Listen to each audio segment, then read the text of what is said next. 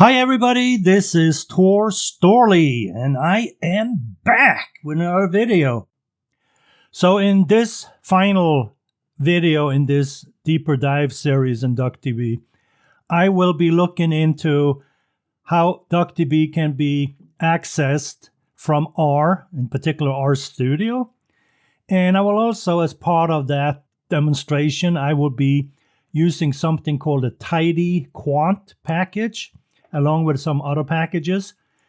That is financial performance and getting like stock data and so forth in R, made very simple. And this Tidyquant package kind of follow the best practices these days, I guess you can say, for R, which is the tidyverse style of coding. So it's very similar across many of these different packages. So what is this Tidyquant I'm talking about? If you look here, you can see that there is, when you're searching for Tidyquant, and I should say just Tidyquant, I shouldn't say tdget, but if you search for that, you can see you get to this particular website here. So when you go there, you can go to your documentation, and as you can see here, this is the documentation for the Tidyquant. Another thing you can do if you want to see some videos, etc., you could also, when you search, you could say, let me see if I can do another search here. So I'm going to say Tidyquant tqget, because that was that one that showed up with. So when you look here now, you can see here you can go directly to that functionality. Now, but in order to get familiar with it, you wouldn't know about this tqget.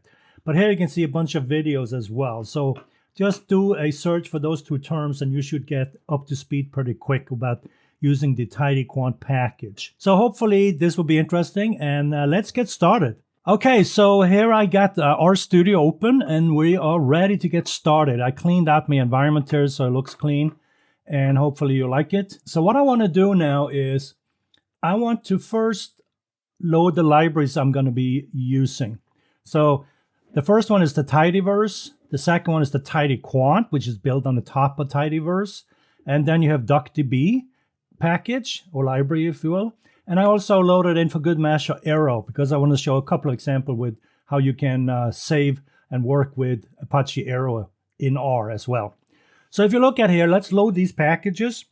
And by the way, in case you wonder, these packages, if you don't have them, you can easily install in RStudio, and I'm sure most of you are familiar with this if you have been working in R.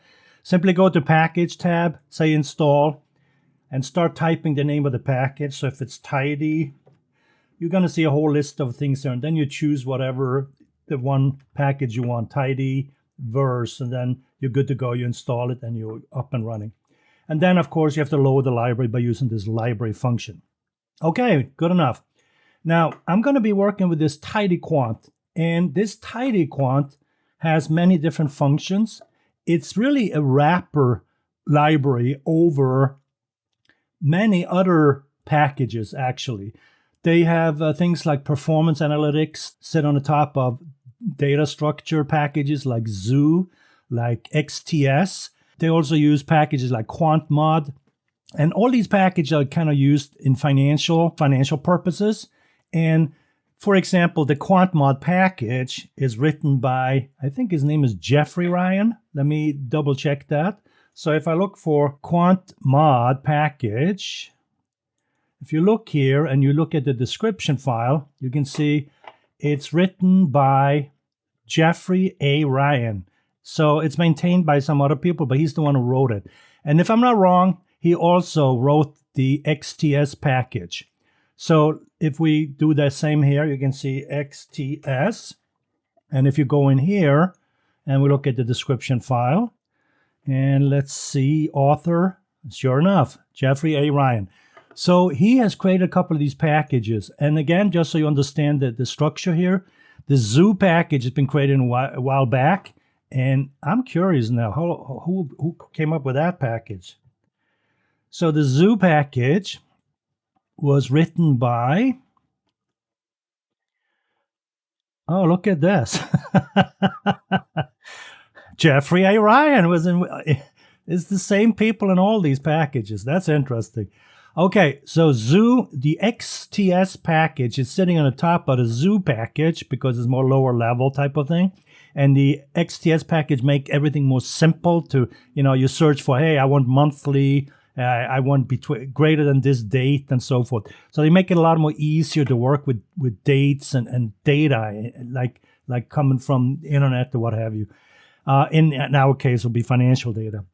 So anyways, it appears there's the usual suspects there behind all of these packages. So like I said before, tidyverse is like 20 different packages, whatever it is. And it's like a bundle, it's a collection of packages that works together in a certain way. Then Tidyquant is built on the top of the XTS package that are built on the top of the the zoo package. And then you got QuantMod that kind of interacts with all this stuff, zoo or XTS or what have you. So it gets kind of complicated. Anyways, we don't really care. We are here to use the great functionality that these guys have created for us. Now, one thing you can do for the Tidyquant, you can see has TQ. You can use this get option. And of course, in case you wonder, the easiest way I know is either go to the documentation or simply go and log into this stuff. So you go Tidyquant and then just click into it like this. And if you look here now, you can see here's a help page. So they have a lot of different functions and so forth. And the easiest way is probably go through these vignettes you can see here. So when you open the vignettes, you can see there's a bunch of them here and how to chart. And they do very, very good descriptions. You can see here, here's the Tidyquant analysis or performance. And as you can see, quick examples you have. So you can use this code and just do it your own thing. And notice how it follows this tidyverse style, or in this case, the dplyr. You can see TQ transmute, and then they just list it, out the way you want it, organize it. So anyways, check that first, and then you will figure out, more how that works. Okay, so one thing we can do in order to figure how to get some data from the internet, TQ get options. So you have performance options, you have get options, and notice this is for TQ get options, right? TQ performance options and so forth. And down here you can see for the get functionality, you can get stock prices. Now, I don't think all of these are working very well, and therefore I'm not going to put my hat on anything. So I haven't tested this out, but I know the stock prices works, so that's the one I'm going to stick to. Now, what I'm going to do is I'm going to get a vector of ticker symbols. So in other words, in R, you use this concatenate function, which is really a vector, and you put in your ticker symbols. So Apple, NVIDIA, I hope it's NVIDIA, Tesla, and Microsoft. Now, what kind of method are you going to use? I'm going to use the stock prices method. And complete cases simply means that, hey, if there's data out there that is not available, like NAs and so forth, then just ignore those. So that's why complete cases is true. And then you can have a from and a to. And again, if you don't put a to in here, it will pick the latest one it finds. If you do put a to, you can still go after today's date, meaning it's not December yet here. As you can see on my calendar on the bottom here is 11/6/2024. So I'm going all the way through at December here, but it doesn't matter. It will pick up whatever it can up through that date. So let's go and get some data in and load a data object. So I'm running, and it came back. And as you can see here, it came back with the data from the internet here. And there's quite a bit of data, as you can see. There's 10,924 rows. Now, I'm not going to be working with all those data because it's noisy, because it's daily data. I want to bring it in the format so I can use it for analysis. So I want monthly data. Well, the Tidyquant package has all kinds of access to how to fix your data. All these underlying packages will do it for you, and they just have a nice wrappers around it. So one thing you can do it in the tidyverse way of coding, where you pipe things. So as you can see, if you're familiar with things like PowerShell, and maybe some of the Unix things, you can pipe one object to the next. So basically, solve this, now pipe it to the next step and solve it there, and pipe it to the next step, and so on, solve it that way. So here what I'm saying is create a variable that's going to hold the result of what I'm trying to do. So I'm going to take this data I just got in here, the 10,000 rows. I'm going to pipe them. And in R, there's two ways of looking at this. This is the Margarita way, which is part of the tidyverse package. It's a package called Margarita. It's kind of a weird name. But anyways, that uses this kind of pipe. Now, you can use that. That's fine if you load the tidyverse, because that package has to be in memory now. Or you can use the built-into R pipe method like I'm doing here, which is basically a straight line upwards and a greater than sign. So that will be piping it into this portion. So you're piping from here, this whole data set, into this function, and you're looking for the symbol column. And then what you want to do is you want to create a return column called RA, as you can see here, the column name. I want it to be calculated the way I always calculate it, based on the adjusted close, because the adjusted close has been adjusted for dividends and been adjusted for stock splits, etc. Because sometimes you get very noisy data if you don't do this. If you don't want to use the close price, they have a stock split. So now you have 2-for-1 stock split. What happened? Well, you just lowered the price in half, and then you double the number of shares. So what happens to the stock price if you base it on the stock price? It went from $100 to $50, right? So suddenly you get this huge drop in the price, which doesn't really tell the story because you double up the number of shares. So by using the adjusted, it's a lot cleaner. It's not so volatile, if you will, if there's stock splits involved. So I'm using adjusted. It's going to be a period return. I'm going to base it on a monthly. So it's going to take all that daily data and make it into monthly returns using this logarithm or the natural log method. And there's a reason for this, but I won't get into it here. But there's simple returns and there's log normal returns, which is a better measurement, I think, because you can basically take it through any time interval, and you'll simply highlight 12 months and you'll get the annual return just by selecting all of them. So it's a lot better. The simple return, you can't do that. So there's a difference. But I won't get into that. That's finance thing. So let me create this RA frame here. And now I got the RA. And as you can see, I have all the symbols in this column. The dates are here. And the RA are the rate of returns. So you can see here it's in scientific notation. There are ways of getting rid of this in R, but I'm not going to spend time on this now. If you watch my videos in the past, you'll find a method you can do this. You can set the options methods, if you will. Now, what I want to do now is I would just want to view the data quick. As you can see down here on the bottom. Here you can see this is a table.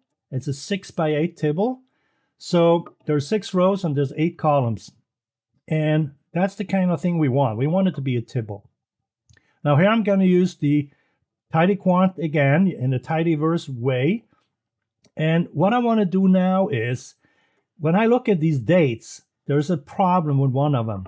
If you look at the look at this here, for example, notice it's 1, 4, 5, 6. Do you see that? It has problematic data because I want monthly data. I don't want the daily data at the end here. So there's something terribly wrong with it. Okay, so I made a change because I didn't want to try to fix all my scripts here. So I made a change, and I changed the date to 2024-11/01. And when I did that, in the past I had to make some adjustments because I had to filter out and then remove the last date because it was like a couple of days after the last one. But when I ran it now this way, it actually came back pretty decent. So if you look at my DFRA here, daily date is 2nd, 3rd, 4th of 2014 in January. But if I sort it now, as you can see, notice it's 2024-10/31 for each one of these stock symbols: Apple, Nvidia, Tesla, and Microsoft, which is exactly what I want. So that worked out really well today. Yesterday I had a problem. I had to remove a row when I tried this out. But in this case, it came back nice. So I have monthly data now, and it ends at 10/31/2024. So that's perfect. Okay, so I got the DFRA.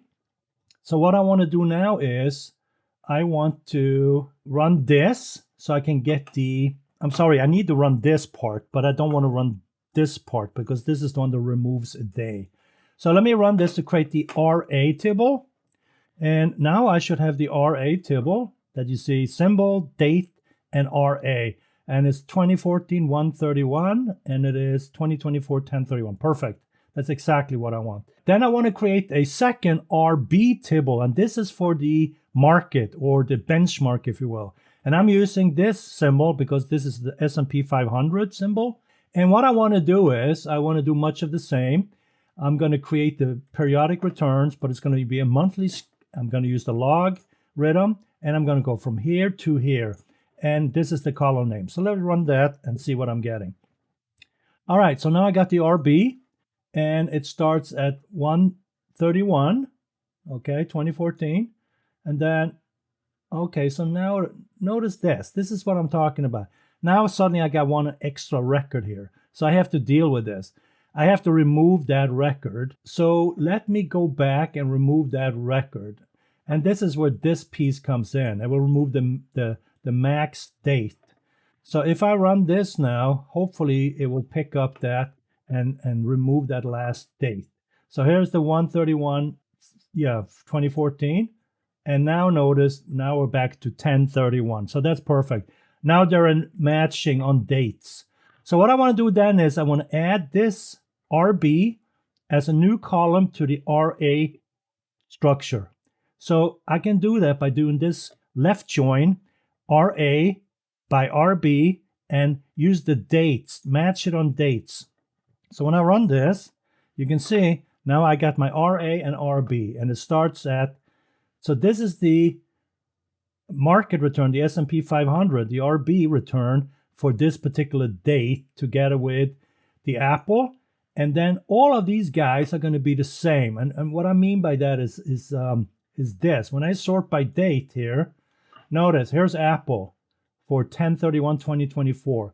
And RA for Apple was this, RA for NVIDIA was this, and so forth. But notice this one is going to be the same 4 times because that's the market for that particular day. There's just 4 different stocks here against the market, which will remain the same. So that's where that comes from. So now we're good. Now we have an RARB tibble object, I believe it is. I guess we can probably find that out by using the structure or something. Now what I want to do is I want to basically start looking into how we can use DuckDB in R. This was simply to create this data frame or this table object, whatever it is. I think it's a data frame at this point. But I want to work back and forth with DuckDB. So how can I do that? Well, in R, there's a package called DBI. And if you look for it here, you can see it. It's written like this, DBI.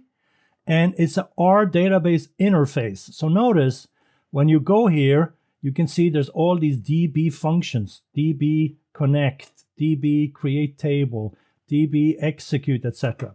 And DuckDB is hooking up to this DBI driver, if you will, and it will use that interface to talk to R from DuckDB. So how does that work? Well, here's a DB connect. You can see it up here. Create a connection to a DBMS. And what I want to use is the DuckDB. And then what I want to do, let's see what it says here. DB connect, right? It says a driver, which is the DuckDB. This is the driver, the DuckDB driver. And here is the directory we want to use. So in other words, I'm pointing to my stocks database here. So that's the connection I want to use. So let me run that. And notice I created a con object up here. And you can see it's a DuckDB driver connection. You see that? That's the driver right here. Okay, so we're good to go. We get a connection to DuckDB. Now, one thing you can do now is, let me just pull this aside now since we've seen most of this already. There's all kinds of methods in that DBI that you can hook up to. So for example, I can take this RARB we just created and make a table out of it and put it out in my DuckDB database. How do I do that? I use this DB write table, and I can use overwrite this true in case there is data already there in this table. Then it will just overwrite it. So when I run that, you can see it executed. And what I can do next is I can list the tables. Remember, we created a new table here now called stocks_RARB. So let's look at it. Notice, there it is. There's the table. Now, one thing we can do is if the table exists, and this is how you know, you can use a Boolean thing like this, list tables. I'm sorry, the DB list table will just list the tables as we did. You can also drop tables by using this DB execute method.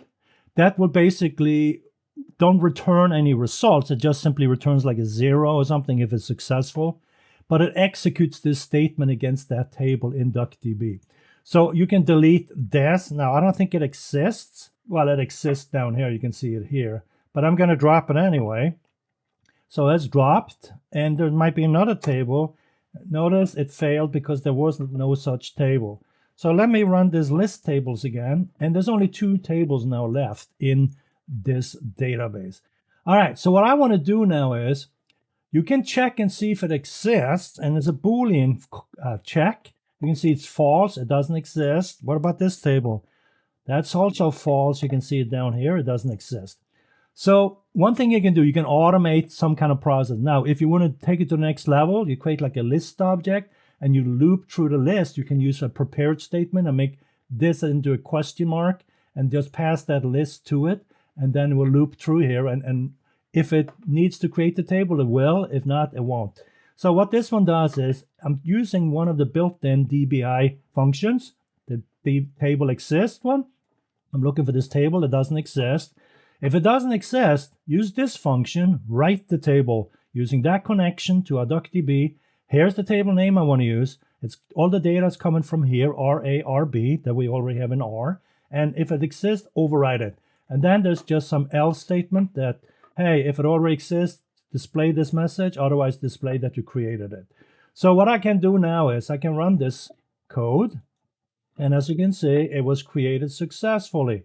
Now, how do I know that? Well, let's go and look. So I can just list the tables. And as you can see, sure enough, there it is. So it exists now. So now that we have that loaded, let's look at the fields in that table. You can use this DB list fields. And as you can see, symbol, date, RA, and RB down here, you can see it. So those are the field names, as you will. You can also query it right back using this DB read table, passing the connection and passing the table name, but this will bring all the data back. So when I hit enter here, you can see it loaded it into this one, but there's a lot of records. So I don't want to see all the records. I want to see the first 25 records and the last 24. So I use the head and tail functionality. Now, by default, there would be only 5 or 6, but I want to see 25 of each. So 1, 2. So as you can see, there's the Microsoft stock and here's the Apple stock. So it came back with all that data from that table. You can also check the structure. And you can see this is a data frame and it has date, RA, and so forth. And it gives you also some additional samples of, this is string format, this is date format, that's the format, and so forth.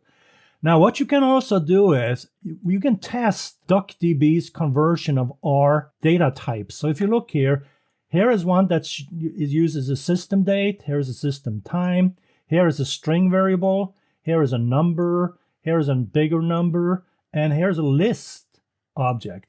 Now, let's see what DuckDB will convert this into. So I can just run through this. I'm going to clean this out so you can see it.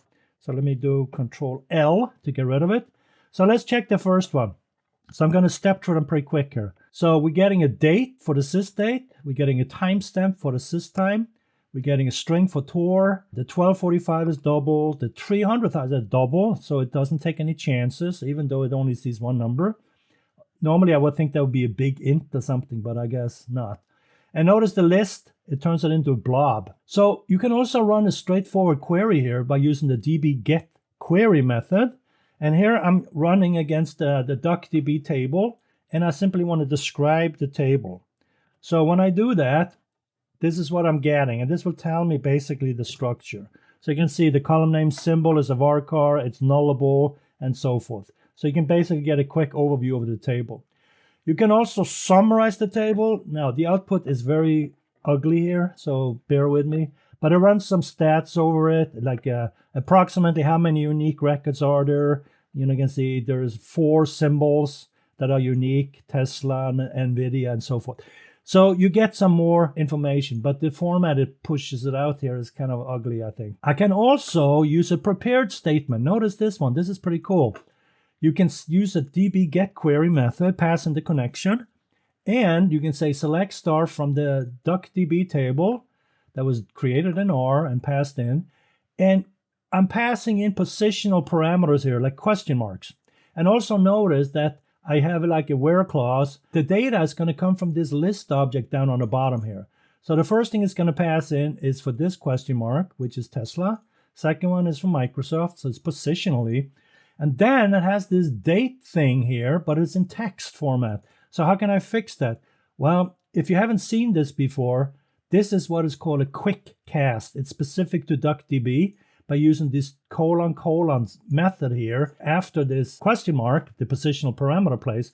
I'm converting it on the fly here to a date format from text. And that's why I have that : date here. Now you can use that on all of these. This will be a varchar, varchar, etc. But you don't have to because it's already in a text format. And this one I left alone too. But if I wanted this one, I could simply do something like, this would be an int or something like that. But I don't need it here, I think. So let me just run this and see what happens. So here, sure enough, it queried out. It had a limit of 11. It only found 10 because I'm looking after this date, 601. And notice this is what it came back because it's monthly data. So that's how you can write a prepared statement. You can also run what is called a DB bind table. Let me show you what that means. Here I'm going to create a new table in DuckDB called this, small, and I'm going to base it on this query here that I have, right? So let me create that table by using the DB execute. And remember, it only returns a number if it's successful. And as you can see here, I have another DB execute. And here I'm going to insert some records into this table. And this is basically the same query as above without the parameters, basically. So let me run that. And you can see the tally is 5 because I used the execute. And as you can see now, here is the DB read table.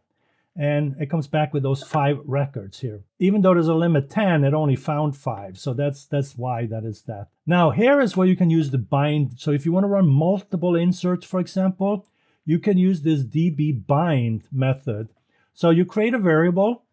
You use this DB send statement that's going to send all this stuff over to DuckDB, and DuckDB will execute this on the database. So you can say pass in the connection, insert into this new table we just generated or created above. I'm going to bind it into this guy because that's basically what we're building on. And then here is the input values I want to put into the table. And I just made it BBB, CCC, so it's easy to read. It has no practical reasoning for this. So let me run that, all these DB binds. So let me run and, okay, it finished. So let me look at the output now and see what happened. And as sure enough, as you can see, I got a BB record in, I got a CC record in addition to those other ones that we added in. In order to clean this up, you use this clear result and you're passing in the named object here, which is this one up here, DB prep. So to get rid of this, hit enter. And now it has removed that prepared statement. So it's not sitting in any memory anywhere. One object I have over here is called DFRA. This one, right? That's the one we did in the beginning. So now I want to play around with that a little bit. And if you look at the structure here, you can see that it is a table object here. You can see it here. It has 10,000 some rows here. So what I want to do with it is I want to play around a little bit with this object, convert it into different things. One thing I can do, I can register this object so I can actually query that object from DuckDB through this R connection with this DBI interface. So notice how I do that. I use the DuckDB package. I use this DuckDB register function passing in the connection. I give that virtual table that I'm creating now based on this a name, and then I'm passing in the virtual table object from here. So let me run that. And then I can simply list from the DuckDB all the tables. And sure enough, notice this, TBLRA. So it's registered in DuckDB database right now as a virtual table. So you can see it down here. It shows up as like any other table. So what I can do now is I can query it just like I've done with any table in DuckDB. I can just use this read table. Notice this. Hit enter, and here comes all the records back, as you can see. That works fine. And when you're done working with it, you probably should unregister the data. So let me unregister this table. Once you have unregistered, it's gone, right? So if I try to query it now, it shouldn't work. And sure enough, you see I'm getting errors. So another thing you can do is you can also create arrow table. And one of the benefits with the arrow format is that it's vector-based, it's columnar storage, and it doesn't make copies of the data as it passes it around. So it's very efficient. So if you want to work with arrow tables, install the arrow package in R, and then use this arrow_table function, and then pass in whatever object, the table in this case, you want to make into an arrow object. So that's what I'm doing in this line of code right here. So let me run that. And as you can see, I created an DFRA arrow object. Now I can do the same thing I did with the other one. I registered it, and I can register the arrow object into a table as well. So I can query it, and I give it a slightly different name, and there's the arrow object I want to use. Otherwise, it's pretty similar. The only difference here is the register underscore arrow, right? So let me register that one. Oh, it tells me it's already registered. Okay, all right, that's fine. I must have not removed it yet. So let me just leave that thing because it's already registered. So now what I can do is I can view the arrow tables. So notice here, it gives me how many arrow tables I got in this connection here. And then I can run a query against the arrow table. Notice here I'm going against this table. So when I run it, sure enough, same as before, it runs this query right over the arrow table. And to get rid of it, you do the same thing, but you basically unregister it like this. But here is what you can do now. You can actually unregister arrow, but you have to use this underscore arrow after the unregister function here in the name of the object. So when I run this, you can see, sure enough, it's gone. Now, to get out of R completely, to remove it, I think it works either way. But I think by default, this one will be in place for the disconnect. So anyways, I hope you liked this video. And if you do, give me a like, please, because it helps. And consider subscribing to my channel. I hope this was informative to you. And we'll see you next time. Thank you so much.